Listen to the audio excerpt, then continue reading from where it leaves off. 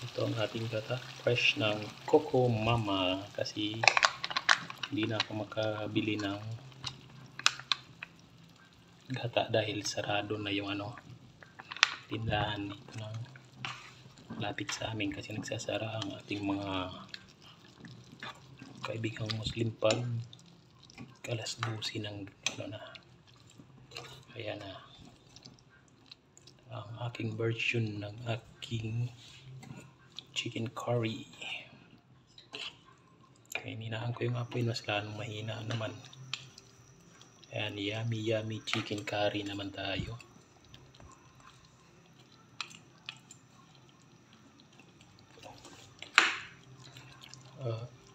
Isang kilong manok yan para isang lutuan lang, lagay na lang natin sa rep.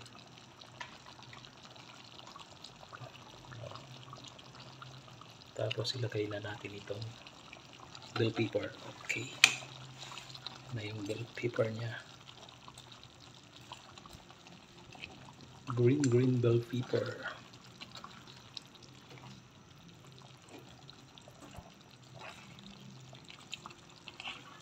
Ang version ng ating chicken curry for the day. Ang ating ulam today is chicken curry, chicken at curry.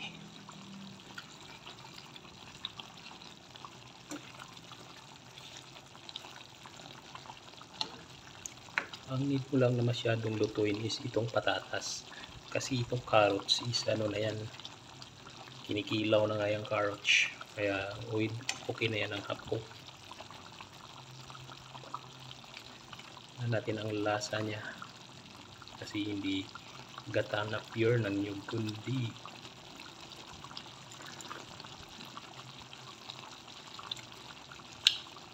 wow, ang sarap, parang chicken curry ang lasa. Kaya kung malambot na itong naglambot na, durog na nga siya,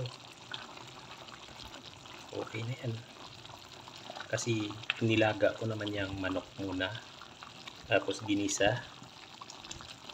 Pagkagisa ko, nilagay ko na yung patatas, tapos sinunod ko ang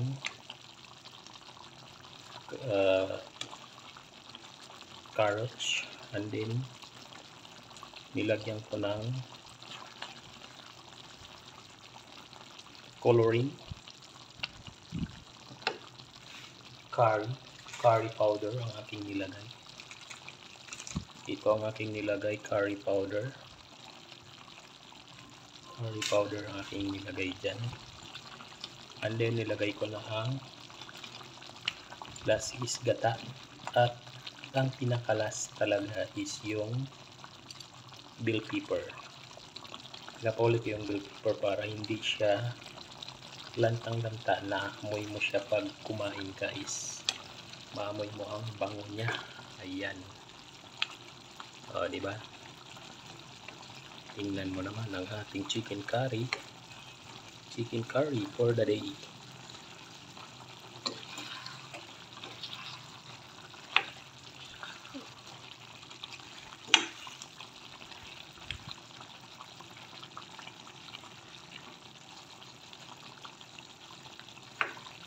Diba? Okay, chicken curry for the day. Thank you for watching sa ating nilutong chicken curry.